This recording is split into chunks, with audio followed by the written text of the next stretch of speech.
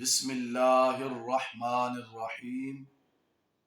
مدینے کے تاجدار، حبیب پروردگار، شفیع روز شمار، احمد مختار صلی اللہ علیہ وآلہ وسلم کا ارشاد نور بار ہے کہ تم اپنی مجلسوں کو مجھ پر درود پاک سے آراستہ کرو، کیونکہ تمہارا مجھ پر درود پاک پڑھنا بروز قیامت تمہارے لیے نور ہوگا۔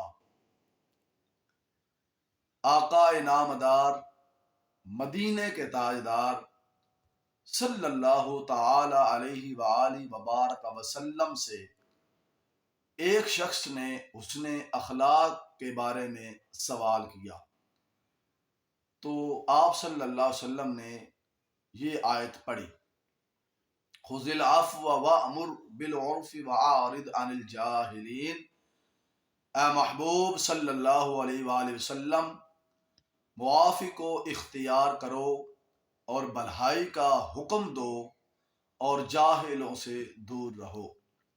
پھر ارشاد فرمایا کہ حسن اخلاق یہ ہے کہ جو تم سے قطع تعلقی کرے تم اس سے صلہ رحمی کرو، اور جو تمہیں نہ دے تم اسے عطا کرو، اور جو تم پر ظلم کرے تم اسے معاف کر دو۔